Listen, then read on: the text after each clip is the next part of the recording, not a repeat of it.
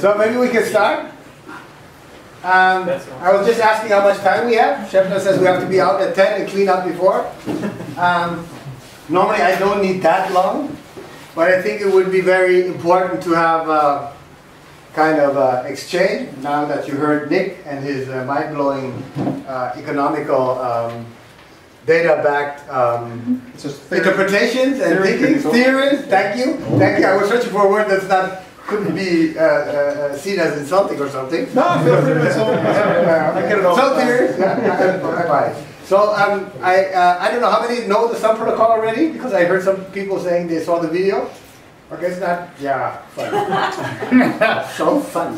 I think you will be bored a bit, but just a bit. So because I do want to actually come back to that, to the normal pitch first, to ensure that we are all taught on the same spot, especially Nick also, and that we can move on from there. So my regular pitch is, if you've seen it, you know it, is to ask you to close your eyes for a certain time. I won't get naked, I won't start doing anything than that. But it would help me to visualize something to you, so I would just have to ask you to close your eyes. I will let you know then when it's over. So because I think closing your eyes is the only way I can really relate to you here in Germany what it means to have no access to energy. Because no access to energy means that not only the nights are dark, it means that your whole future is dark. Because we forget that energy is the basis of our productivity. There is no computer, there is no machine, there's nothing that enhances our productivity levels if we don't have access to energy. And you can open your eyes again. And at the moment, we assume we have 600 million people on the continent of Africa alone that do not have stable access to energy, that do not have a future, and that are on the move. That's why Europe, the US, everybody's talking about building fences, about who's responsible for these waves, right? Who's responsible to send them back? That's our question. The actual question we should be asking us is, how do we solve it? And in a sustainable way. We're more concerned about sustainable energy than we are about sustainable humanity, which is very weird and speaks for us, right, as societies. At the same time, there's a great chance that we have. We live in unbelievable times. There's so many exponential technology developments that we can use. And one of them, or maybe I come back first to the problem issue, is we talk about people without energy. One of our answers up to now was to try to develop areas, regions. And after 50 years, we have to concede that our development goals were not reached. The amount of money that was put into development, in best intentions, great projects, has not created a sustainable life in the areas that we put the money in. And we have to ask ourselves why. And I think that if Bitcoin proves anything at all, it's not money, obviously. I don't think deflationary money exists. It's just something, your brain stops. Why should I buy an espresso today that could be worth a tenth? I could get 10 espressos next week with the same Bitcoin? Are you kidding me? That would be the worst coffee experience of my life. No, I think what Bitcoin proves, has brought us is the knowledge, the reminder that the only thing that works across all cultures, that is proven to work across all cultures on this planet, the only thing to motivate people is profit, is more of something. So that's something I really gave some of the core values that I learned in crypto. Although I could have known before, it kind of just, I don't know, it came down with me on Bitcoin. And then there's another thing I think we also overlook, and it's the impact of technologies, how technologies work and impact. We had SMS here, we still have it, we use it for messaging. SMS has changed finance in Kenya first, right? M-Pesa, mobile money system that started as an SMS solution, today represents 40% of the gross domestic product of Kenya in terms of transaction value. Transactions are being done in M-Pesa, not in the Kenyan shilling. They're only backed now by the Kenyan shilling, right? And that is what technology does, where it meets no legacy systems. We overlook that our legacy system, our saturation, creates issues for technologies to actually create the real impact. And last, I think, Africa as a continent, there are many markets in there, many different cultures. There are more cultures, more languages on this continent than on the rest of the planet. Still, we treat it with the word Africa. The continent of Africa will be what Asia was in the 80s, 90s. It is like the thing to be in the next decades. The thing that will grow like hell. And I hope it will be the thing that will find the way to live sustainable, because there are many chances there. And when I talk about leapfrogging, it's not only cash and mobile payment, not only, jumping leapfrogging the banking branches. It's so many other things that are happening, that are possible and that are real.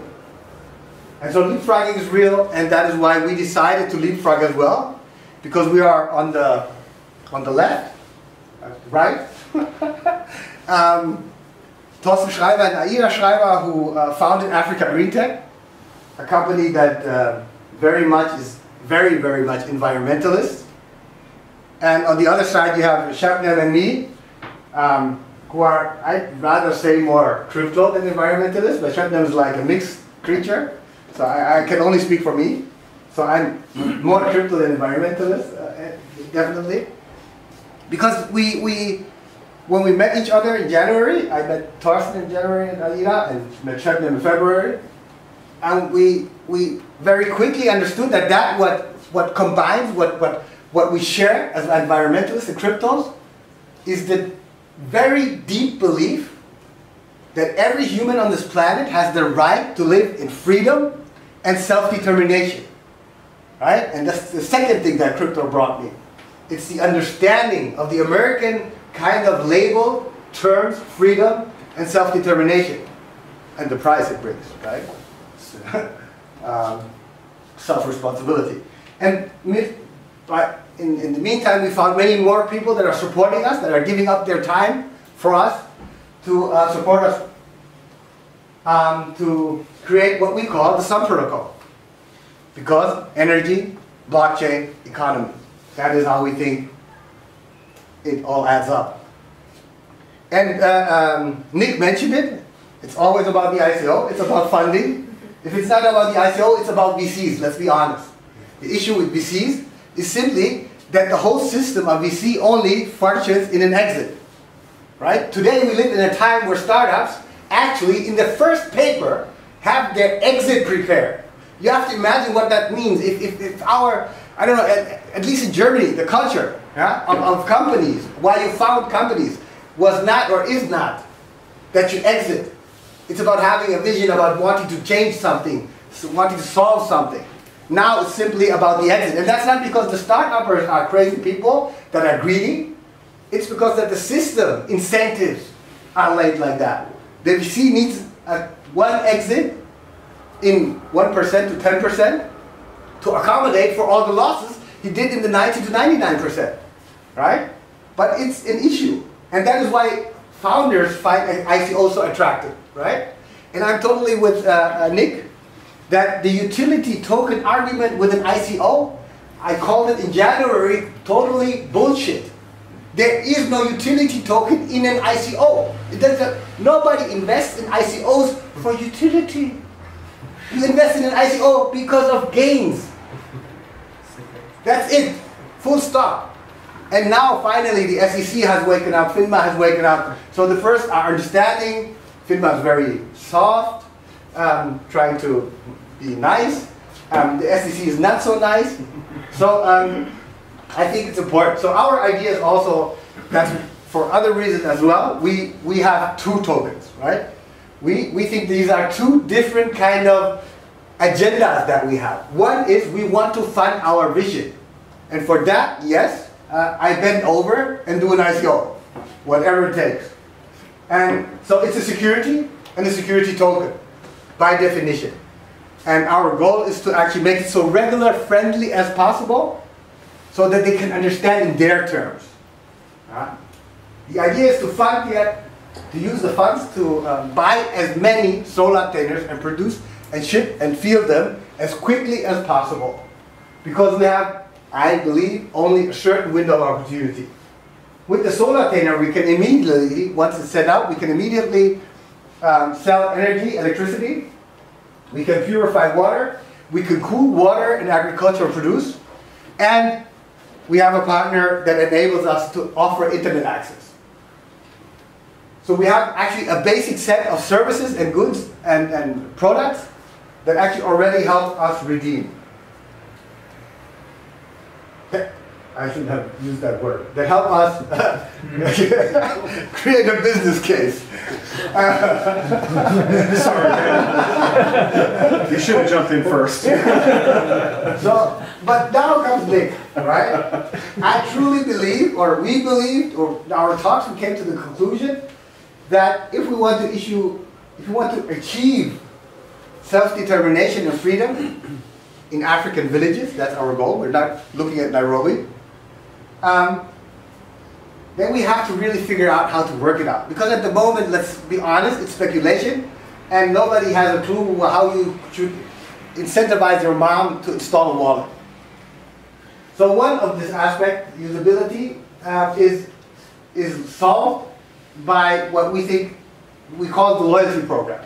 So we actually sell our electricity for the local currency. It also helps us keep up our business. And what then we issue a voucher, a loyalty program, right? It's like buy some more.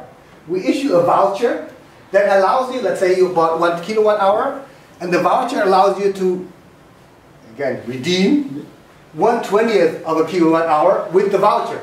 Now the only difference is we put the voucher in the form of a token. So to get this bonus, you will have to install a wallet. And because we don't believe you install wallets because of fun, but because either you have a pain or you have a gain. So we think, hopefully, it's the gain. And what we talked about, thanks to Shebnam, of course, mainly thanks to Shebnam, is that we could actually, depending on cultural issues that have to be sorted out with each and every community we talk to, we could, as the German mindset is like this, we could actually reward or productivity levels. So instead of just giving 1 token for a kilowatt hour, as we would do for TV, we could give out 1.5 token for the same kilowatt hour if it was used to sew clothing with a sewing machine. Because we can measure energy use patterns. Yeah? I won't say more because last time I got something, I got some feedback. Yeah? So I know it's not the smart meter, some algorithms and somehow they do it, and I don't care how. The important thing for me is we are able, after a certain time, to understand what machines are using the electricity, and therefore we are able to incentivize it differently, because in the German mindset we would say if we incentivize productivity more, growth will be more, right? And this is our goal, right? Prosperity. So that's that. Now comes the fun part that Nick and I will probably in the future have lots of discussions about. So we think that because we have now defined yes. So how would you scale this diversity of incentivization mechanisms? I mean, is it you as a team who decides how this is woven into the protocol? No, it's we, like I said, we are kind of, I mean, we're both not really the normal Germans, but we are, you know, we are socialized in Germany. I'm sorry, huh? But we are socialized in Germany. We are very, yeah, our mindset is very German. So we are thinking about productivity, and we overcompensating. And we, yeah, exactly, yeah. Maybe I can. No, it's what we agreed upon is that we think productivity is a good measure, and Shutnam said it has to be measurable, right? Otherwise, what can we do? But of course, I always said we have to deal with every community itself to understand if that is in their value set. Because it's ours. When we're talking about self-determination, you always, I mean, at least that's my goal, right? And it's a big thing for me, right? The vision, the dream, to enable people to live in a self-determined way. I don't care which way. It's just their decision. That means it's their decision what we incentivize. Yeah, but really one thing is you bring electricity to a place that had no electricity before. So you have capacity there and people are going to use it little by little. So you can think about incentivizing more consumption because you want that the solar can get used up, you know, fills its capacity quickly. So, and the first thing comes to mind is you can just, you know, throw in all of the incentives, or you can just really incentivize things that also additionally, you know, that are going to bring the people income. Then you have a positive feedback. Can I use this for my son? The energy he puts into gaming or no, doing for school? Not yet.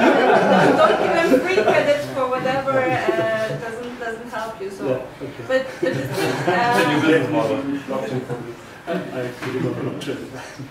and the thing is, and that's what we're discussing with the token engineering groups or in crypto in general. Guys, we now can program incentives. That's a given, right? Yeah, and What incentives? Do we know what we want? We know that things like productivity work well until they flatten and then things get really ugly. So we know that this is going to be a good Kickstarter, but we also know we will have a lot of data, a lot of time also to try out different incentives, try out how we are going to capture what the people value in their different cultures. And the one thing I always say, if I can measure it somehow, we can test it. But and you can measure a lot of things in energy data. So my smart microgrid Munich people know it's called disaggregation. We had a meetup there last time, and I think that's a good start because it's leaves us to things that are factual and not just, okay, we sat down and we said, yeah, let's incentivize X, Y, Z. That's not happening. We incentivize things that we can measure, and if it doesn't work out like we thought, we can reiterate. And I think that's also why Nick's valuation is important, because you can automate this process. You try something, you know if it works, you have an optimization goal, but also you have a boundary where you know, does it go south or north? There was a question. Then. Yeah, how does this model consider the very volatile availability of renewable energy sources? The very volatile, sorry, can you repeat? The very volatile availability of energy sources. So how does this token model change? What do you mean, the very volatile, I mean, so the price normally adapts based on the availability of resources. So okay, that one thing is, I want us to get as much solar data as possible quickly, right? Yeah, hundreds if I would find the support, but 50 would be great, but hundreds would be even greater. So then they're there. The next issue is the sun, right? In sub-Saharan Africa, we are aiming at, the volatility is quite low. I mean, we have rain periods, no question, right? And we actually have calculated for that, and even more in terms of setting up, because you cannot even drive anywhere at some countries when the rain period is, there's no truck. You know, this thing is heavy, right? but besides that, I don't understand the volatility that you see. Normally prices change based on the, if you don't have a good to sell, the price maybe, if it's very limited, goes up, right? Normally. Well, which good do I not have to sell? I don't get it. For example, you produce energy during the day, you get your coins, and then you spend them at night when the price may be higher. Yeah, but it's a 1/20th, right? It's a bonus program, right? When you fly with the Lufthansa from Frankfurt to New York, you get great miles, yeah? But these miles don't allow you to fly back. It's flying 10 times Frankfurt, New York, that allows you maybe to fly from New York to New Jersey, maybe. Yeah? No, I'm kidding. Yeah. But other than that, I don't understand really the issue at the moment. You have to calculate carefully the bonus program, the loyalty program. It doesn't, that's the issue. I'm with you there. But other than that, the volatility is actually very low, right? Because you pay for them. The sun comes down on the solar tenor. The PV produces electricity if there's a consumer. And it's sold at a fixed rate in local currency. And it's sold. That's what he's missing. Okay. It's sold. Yeah, it depends on the country, right? At the moment, the countries that we know of that allow these solar tenors to be set up without talking about blockchain and all, we range from 23 cents measured in euro, to 38 cents in the evening, right, for consumers, and different tariffs for businesses and for communal infrastructures like schools and hospitals. Yeah? But also the governments are adopting because they're learning, right? Because they're understanding some things about this system. So the volatility, I see there the biggest issue. The governments, the regulation. There is no volatility like we know it, a lot of wind and then the sun, and trading also does its part, but these are really, a container comes to a village of 3,000, 4,000 people, and they now have a smart grid. And they make the price, in many countries it's just fixed tariffs, and we now just have another optimization potential by giving out a different rate of the rewards. There was a question? This was exactly this question. Okay. That means the price is the same in the running period and also the same on the 9, because I think it's running like 2 months a year. Yeah. But then it's the same price even when it's raining. At the moment, the idea is we can sustain the same price in the rain period. Yeah. We will see when we hit the first rain period. Africa Green Tech, our partner that produces these solar tenors, and Thorsten, who is also a team of TheSunProtocol, just set up the first 5, or have now 5, I think 5 or 6 deployed, and the rain period in West Africa will be, I think, June, July, August, something like that. So we hopefully get data soon, but also they're very fresh. So yeah, maybe we need another year. Yeah. Yeah. You talked about the price of the electricity in the kilowatt hour. You're aiming at the poorest people ever on this planet. I'm sure you thought about that, but are they going to be able to pay that price? It depends. Yes, at the moment, and this is where Thorsten comes from, right? Yeah. Thorsten started all of this. He had the unbelievable drive to solve getting solar energy into sub-Saharan Africa, because he visited Mali. His wife is from Mali, and he stood in Bamako, the capital of Mali, in a I don't know the what anymore, but in a big power plant running completely on 1950 MAN diesel. Right? And that's funny in a certain way.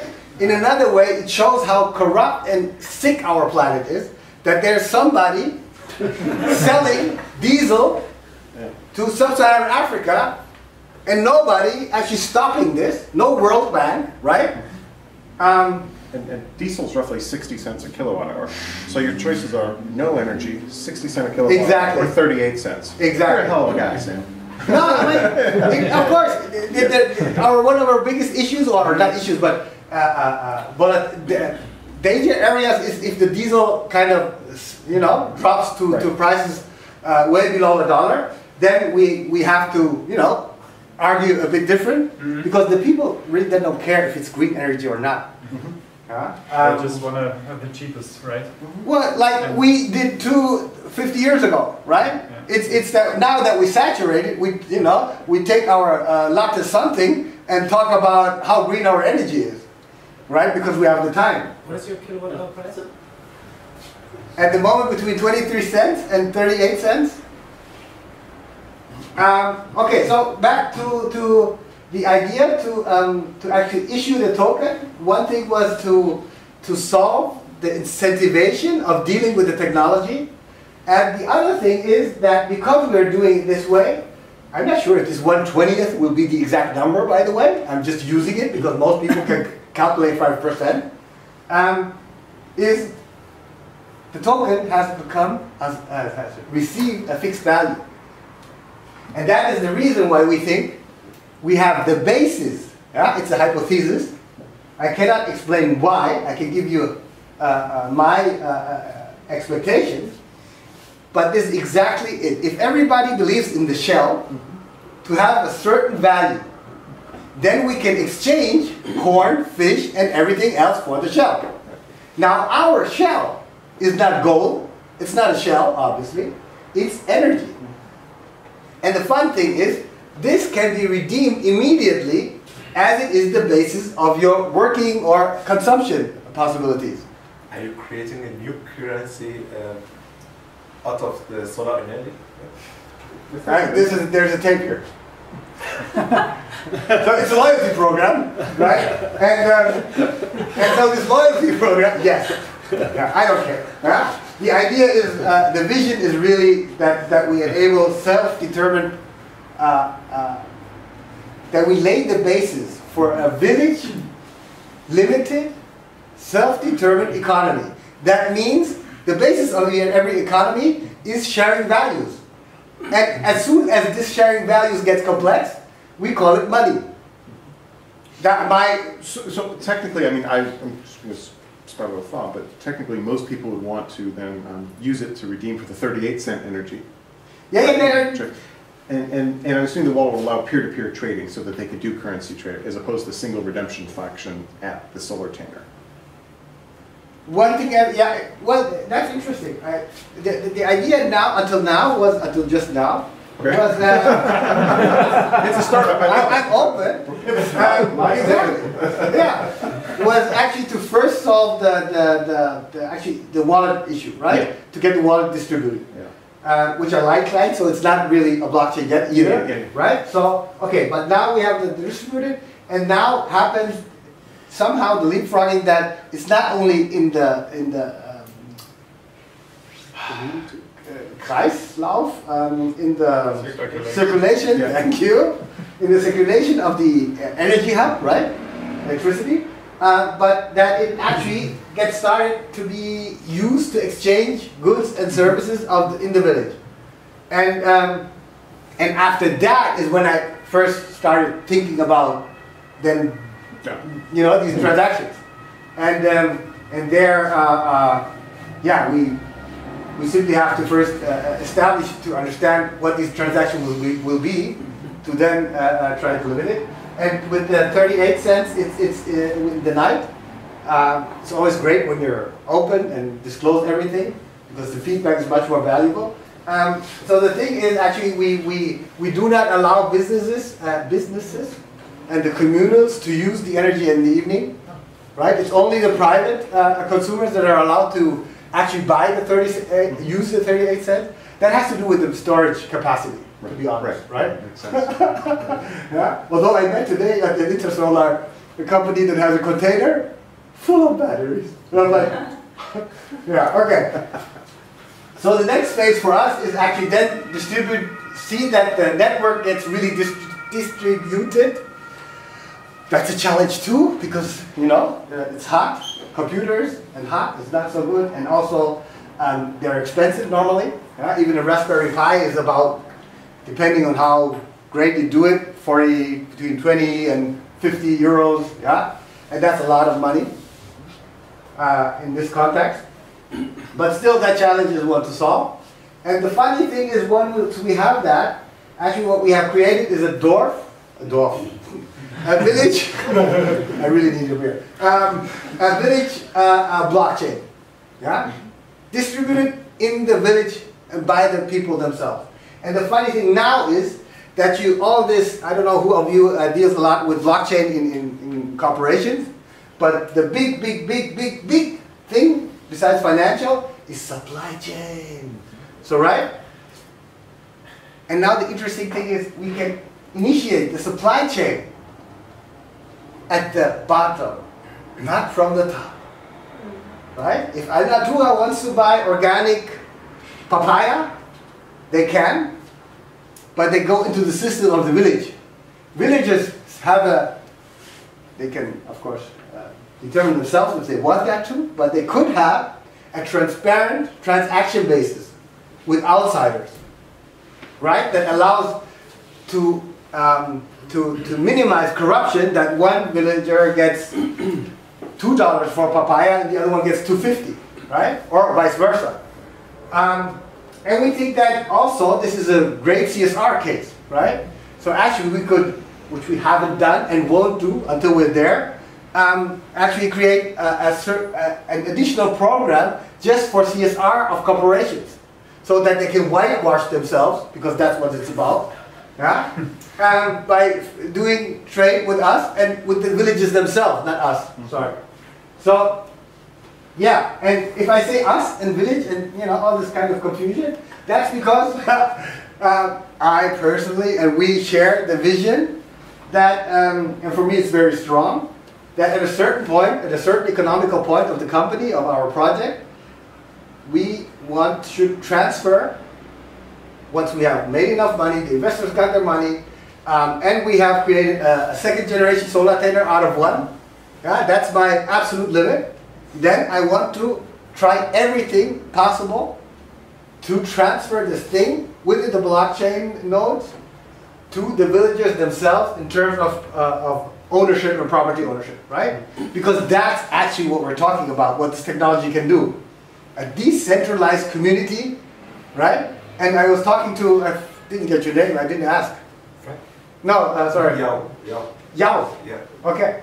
We were just talking about that. What probably most people don't really reflect that deep is we have protocols so powerful on the continent. In most countries, we have social protocols that are so unimaginably powerful that they're scary, that people kill themselves rather than to be kicked out of the social protocol. And now imagine we actually combine the strong social protocol that is there with our idea of decentralized technology as a protocol to enable the individual. So it also solves very issues that we have to solve with technology, right? Governance in most cultures is very well solved. We may not like it, I'm with you, but that's not my thing, right? I'm gone from, we tried to improve the world for 5 decades with our ideas, right? It didn't work. Every culture has to find its own way. That's true freedom. And the best part is, or at least we differ a bit from a couple of ICOs, this thing is not a white paper anymore.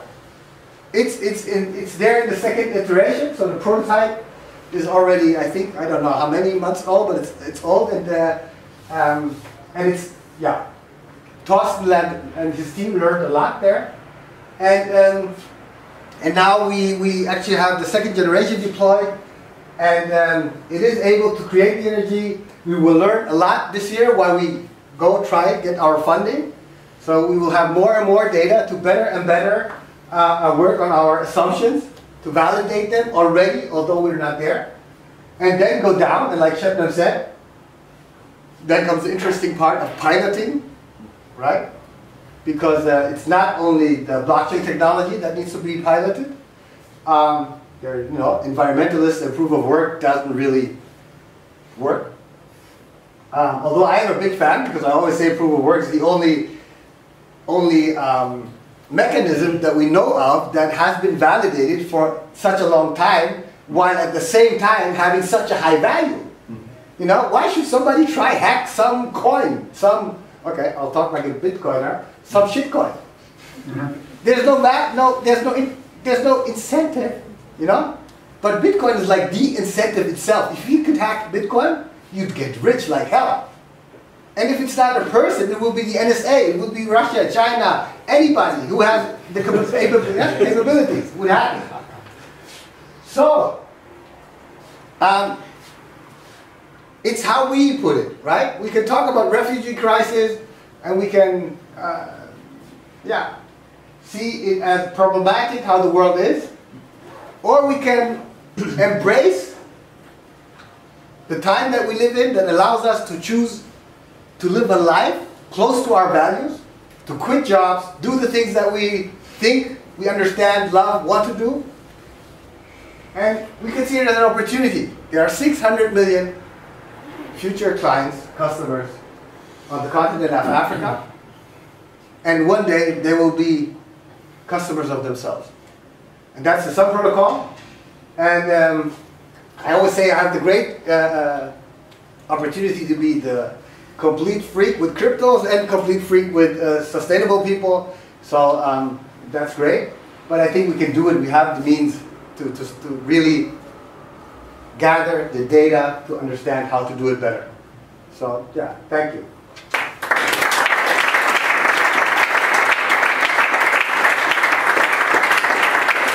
That's a Bitcoin address. Is it not? Yeah, since Berlin. I added it on the fly in Berlin. So I was at a libertarian movement conference, and a wonderful thing, actually. I'm not a libertarian, or not yet.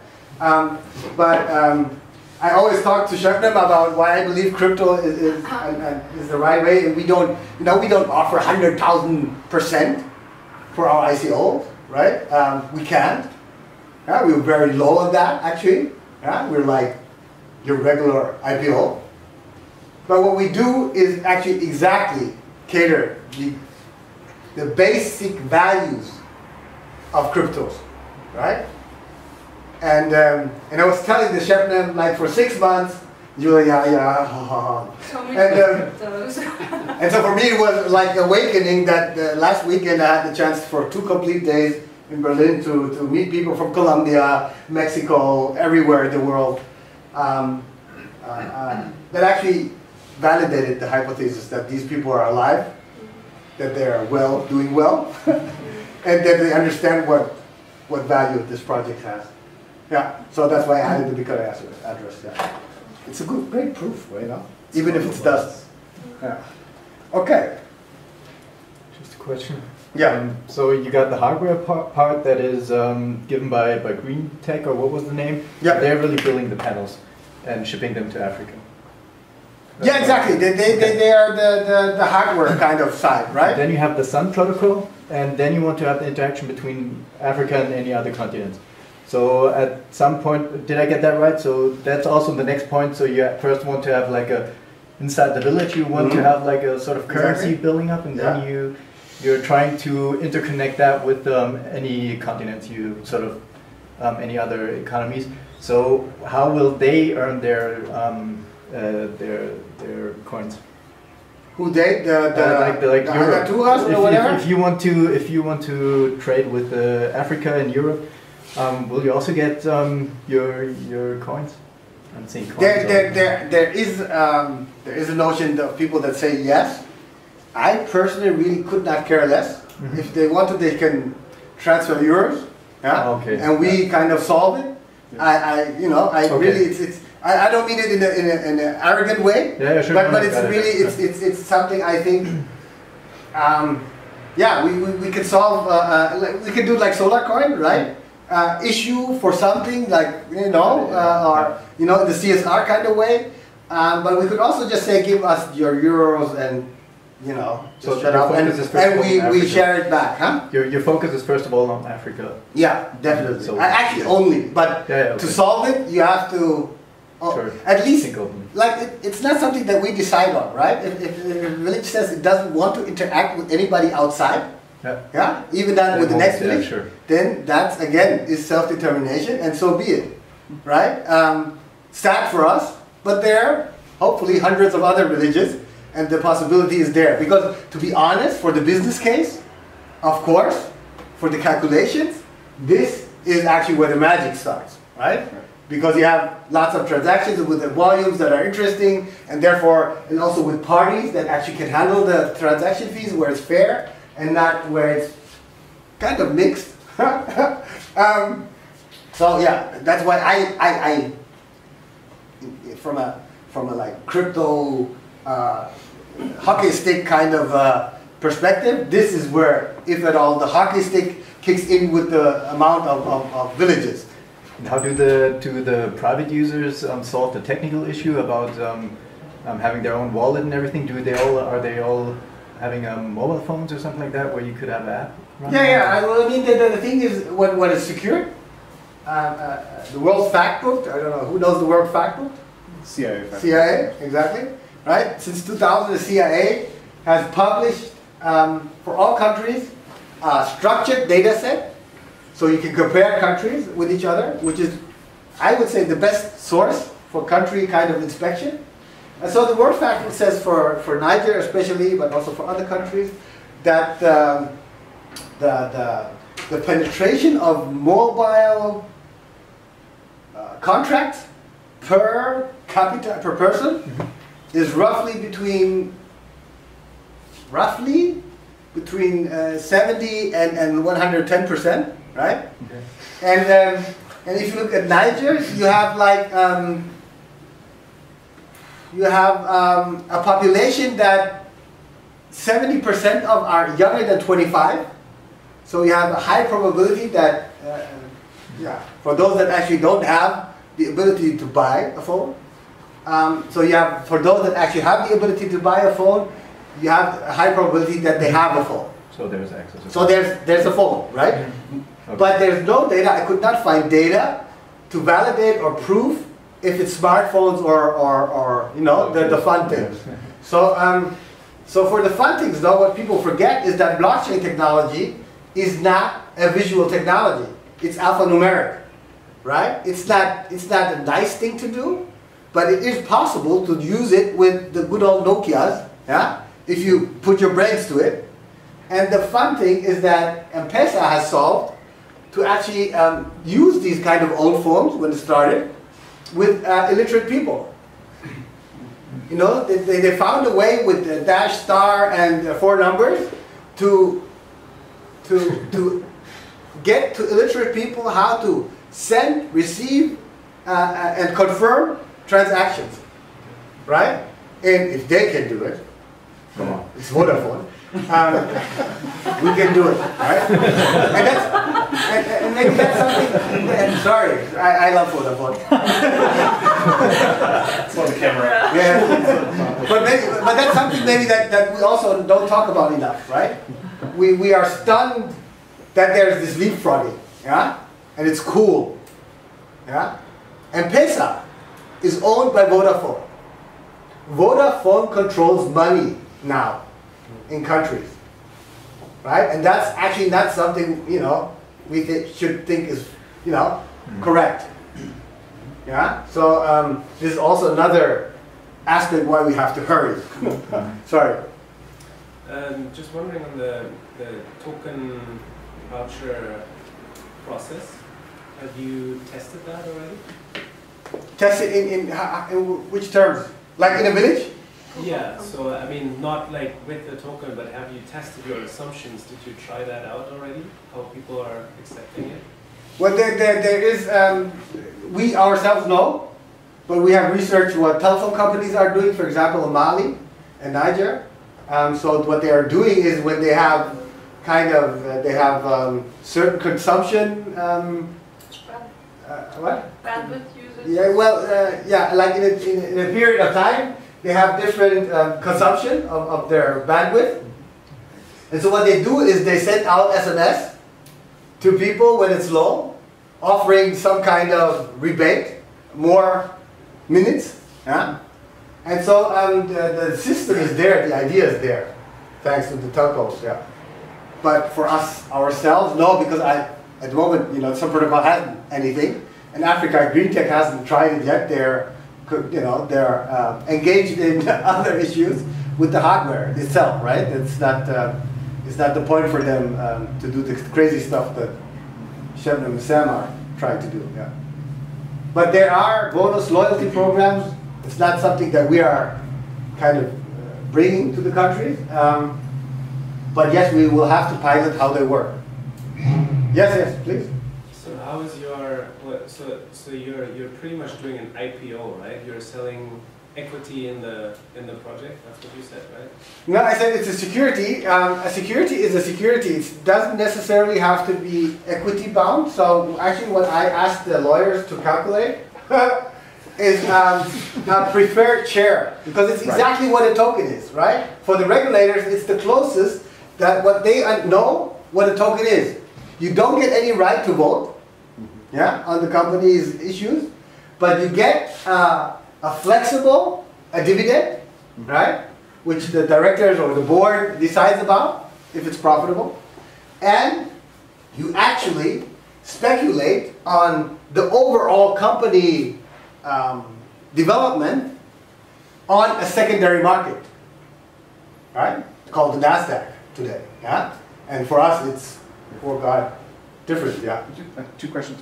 Curious, putting a piece of infrastructure in, typically like solar needs to have like a very high IRR to work, you know, so there's a very short risk horizon, so it's typically like a 33% rate of return. I'm curious what the rate of return is anticipated at your 28 to 38 cents. I know it's a range because who knows yet. And then the second thing is, as you manufacture these things, the cost of manufacture get cheaper as you get better at it, reduce scale.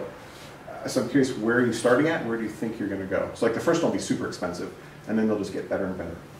At the moment, we're looking at starting for the solar container between, I mean, it seems secure to say 450, okay? Okay, for per soul scan for initial cost. Okay. Right? Including setting up a grid, including the purification system for water, including the people you need in the village themselves. Okay, so distribution, training, and all the... Yeah, well, not training, that I haven't figured out yet, how to calculate it, because it's not, it's a bit complicated. Where, why, how... And you have to learn, right? That's I mean, you know, I can do an assumption that there will always be the capital, and they can write to the capital, and then we do it there, and but it's bullshit, right? Really, it's completely bullshit. But everything else, setting up the grid, training the 2 electricians, a security guard, all the stuff you don't think of, we actually have included in this rough 450, yeah, and that's where we are at the moment. There are some things to solve still. The big training, like how do we, you know, we have a very different kind of topography. I mean, you know, villages are not easily accessible. They're not easily... Distribution's a challenge. Right? Exactly. So solving like the human distribution, right, is the bigger challenge than solving getting the solar containers by truck to every village, yeah, besides the rain period. But yeah, that's still in work, or at least I didn't have the time. So, yes. I get the impression that actually it's for the villagers within the village to do the trading. So would you have a token for each village, or would that be the same token in all different kind of villages? My idea, and you stop me if I say something wrong, is to it's the like look at me kind of screensaver, you know. Yeah. Is to use one basic technology, to find the one technology that we think will work everywhere well, yeah, after the pilots, so that we are able to connect them if they want to. So, but every token, every village would have its token, but the technology in all villages should be the same to be able to, you know, not having to talk about atomic swaps to just connect them, right? And the value for each node would be the same, so it wouldn't make it. That's one of the theory. The R is the same, and the question is whether how the people are going to value it. Like they exchange it now for a shirt, and how much do they want for a shirt? Is it 2 days worth of electricity or 2 hours? And these are the things I think it's going to be really interesting if we can measure that type of exchange rate through the data that we have on the transactions.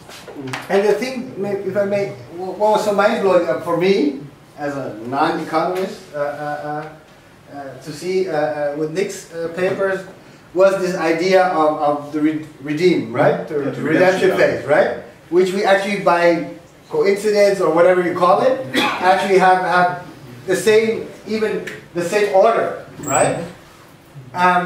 What we don't have, and like you said, which we also don't think is important or valuable, is the speculation part. Yeah. Yeah? We cut it down. So that's why I was saying it's so mind-blowing to when you like really have, you know, spent so many weeks and months with so many discussions, and you can ask Shabnam, it's not always all, you know, empathy. Yeah?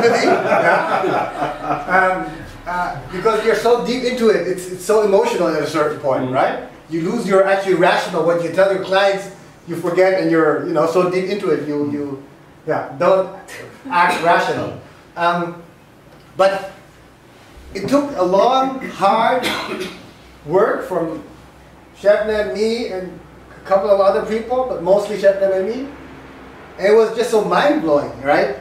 I'm not saying we have figured everything out and everything is correct and all of that, but to see someone completely else, from a very American kind of 71 Bretton Woods, you know, the gold standard, yeah, kind of mindset, yeah, and who's gone through hedge funds and everything. That was the mind-blowing thing for me, that to see that we're not that far apart, and so to have this feeling that we're not so far off, yeah. So thank you, really, for that. Yeah. And one other thing is really, so this exchange really is great, and that we can have it across continents via Skype. I think that makes the difference between to all the other bubbles. Whatever this brings is going to be very different.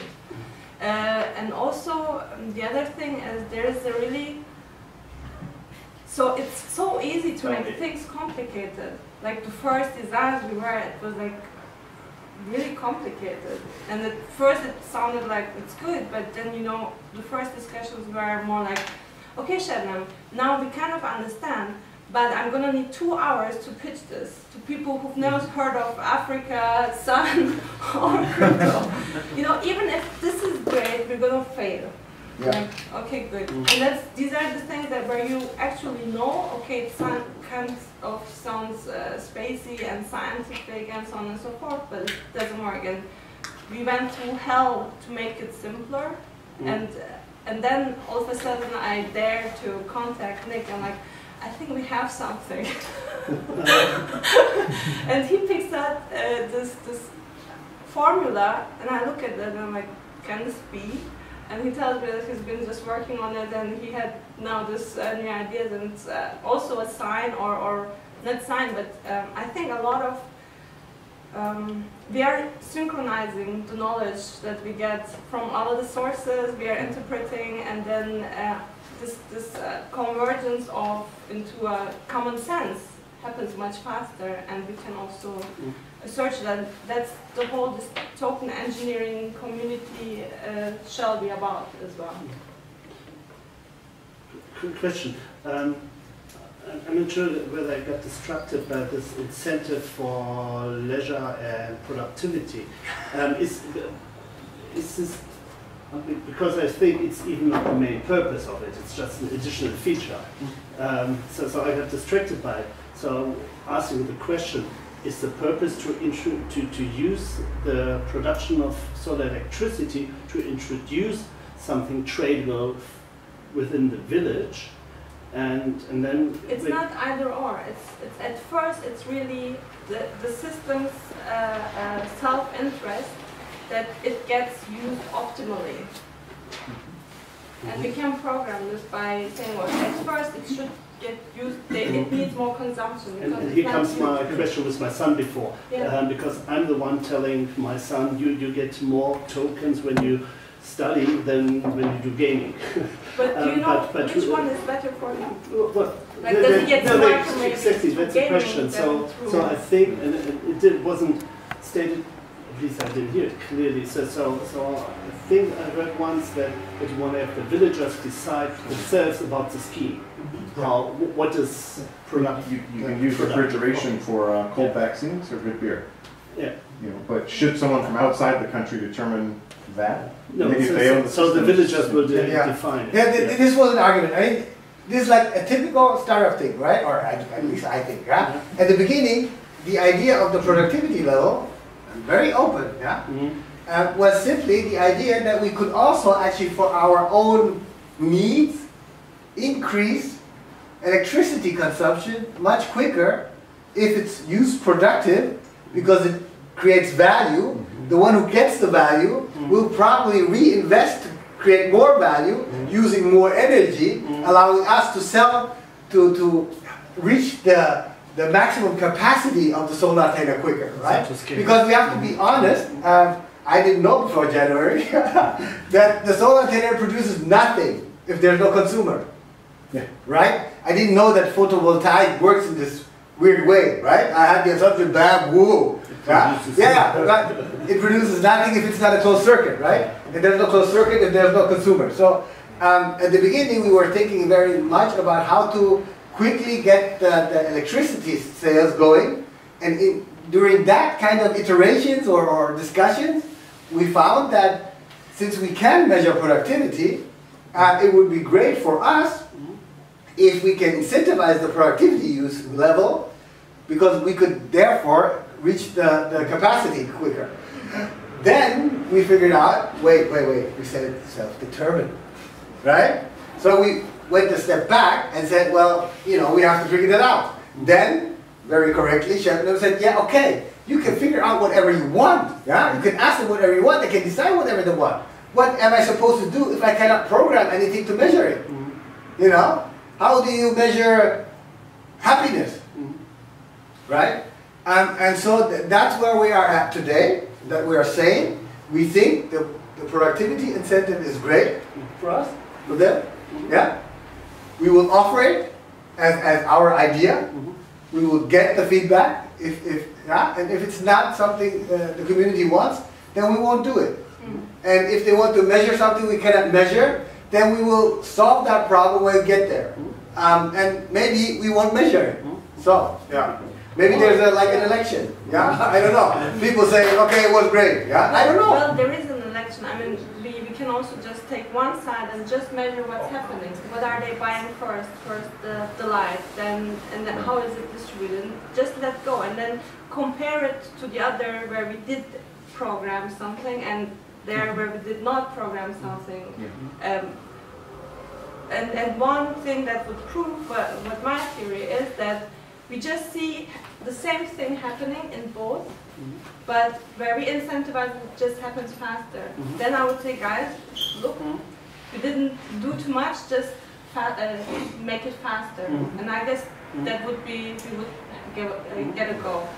If we see that this village has a lot of energy consumption, but people are really unhappy and they like, I don't know, argue all of the time about, you know, gets more tokens, and the other villages using less electricity and they're happy, then I'm like, okay, let's try to measure happiness in whatever data we have. Just from an anthropology perspective, field anthropology, just having data and longitudinal data about so much would be fascinating for a lot of people. I mean, I'm very impressed with the concept of not shipping a product, but shipping a process that's learning. It's far more interesting, right? Because it's adaptive and exactly. So, cool.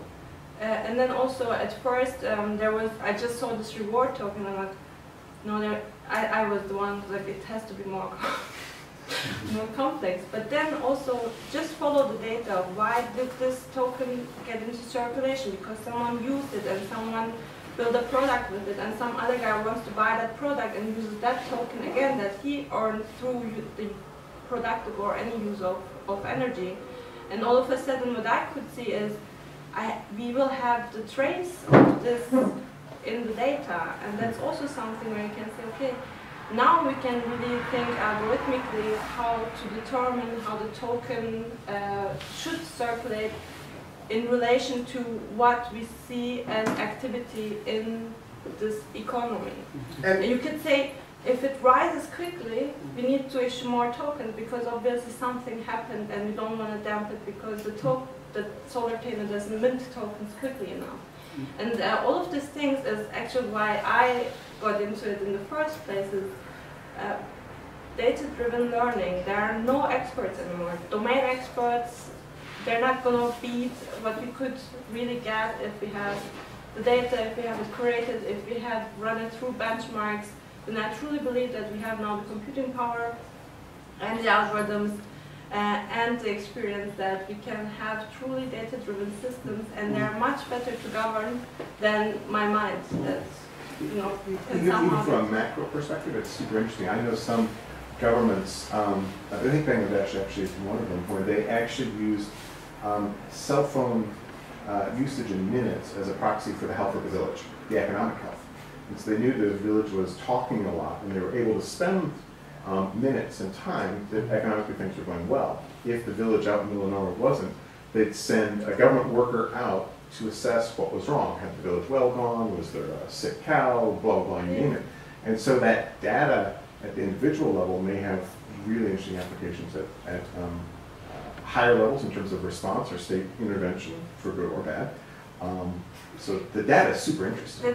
totally. Yeah. And that's what I don't get, I really don't get, why there is no great economy kind of school focusing some, you said it's not a science, but it's like, it's the first time that we have money that is in its flow completely transparent. Yeah, you can track the cash flows, right? It's super Yeah. interesting. I mean, it's like, it must be a dream for somebody who's in economics. I don't get it. Really, there's no Harvard, no Yale, no Oxford, no Munich, no Cologne, nobody that you know of that is publishing papers on how completely transparent money is flowing and why. And this is crazy. And I believe that if we really get there, this will be one of the most interesting cases that we actually, I don't think we can make economics a science, but we can make it data-driven, like Shabnam said, right? We can really prove where do things stop, why, and you know. The person we want to talk to is Esther Duflo, Okay. the MIT Poverty Action Lab. She's probably one of the best developmental economists because she's data-driven as opposed to narrative-driven. So narratives are the stories we tell ourselves to keep ourselves happy. Yeah. And they're typically, Esther? white people telling narratives about how they think other people will be happy in other countries. That's a bad way to spend money and to drive other cultures. But Esther Duflo, D-U-F-L-O, and she's at the Poverty Action Lab at MIT, and she's one of the really coolest economists in development economics. Super awesome.